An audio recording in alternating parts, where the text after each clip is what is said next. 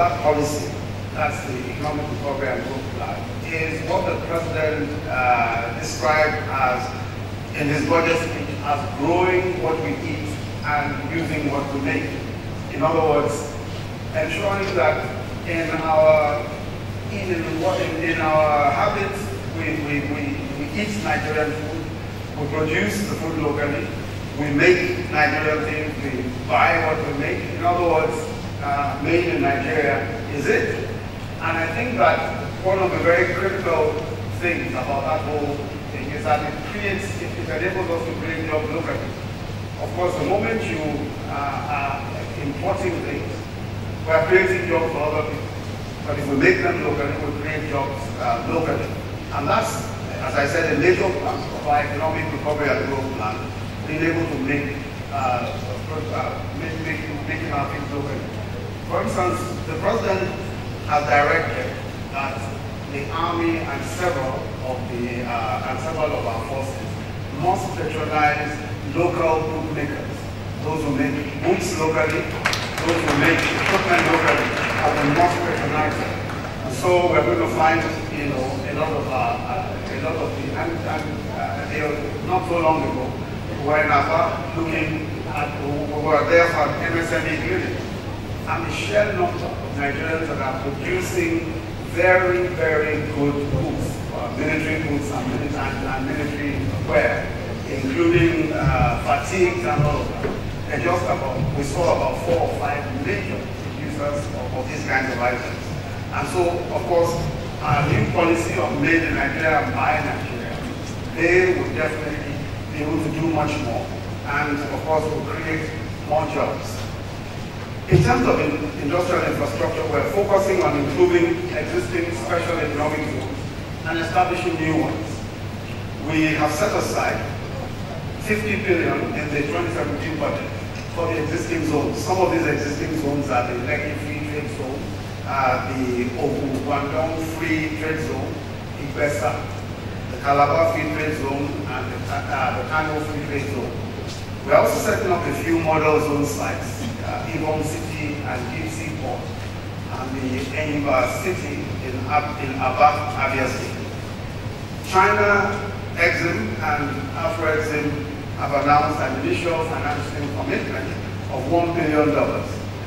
That will be available for our pilots and for other special economic zones. The plan is to accelerate the implementation of our national industrial revolution plan through these special economic zones. The zones will focus on priority sectors to generate jobs, promote exports, and boost growth. And of course, of great skills.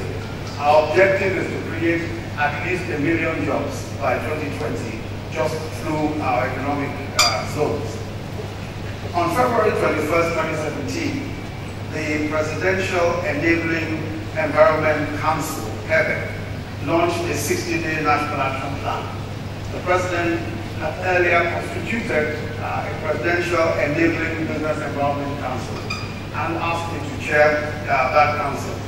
The whole idea was for us to concentrate our efforts on making it easier to do business in Nigeria. Of course, you might know that we came a core 169 out of 190 countries in the ease of doing business scale that the World Bank does on a yearly basis. So clearly, there's something wrong with the way, there's a lot wrong with the way that our environment is set up for doing business. And lots of businesses, local businesses, small businesses, large businesses, have one thing or the other to complain about.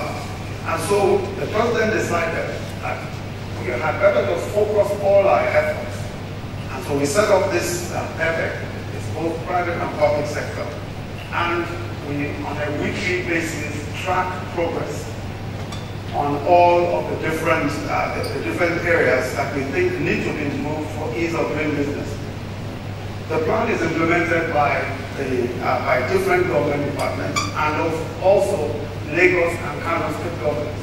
Lagos and Kano, of course, are our biggest business centers, and so they are part of the ease of doing business setup.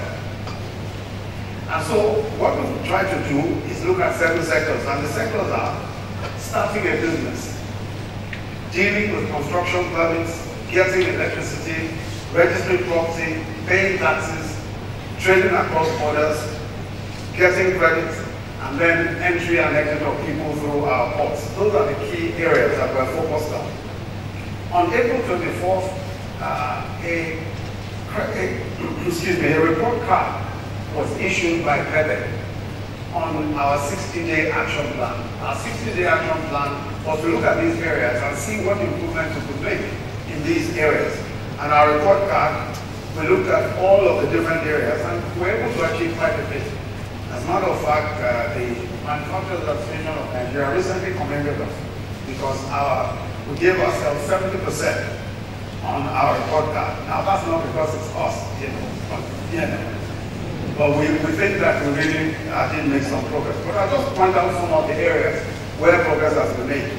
In starting a business, the Corporate Affairs Commission has implemented reforms that have made the process of business registration faster through automation. Now you can search free online for company names now. And application forms have been consolidated. In the past, we used to have 7 application forms, and now they've been reduced to 1. So we reduce application forms, and you can actually upload for each submission. I'm going to come and talk about that in a moment.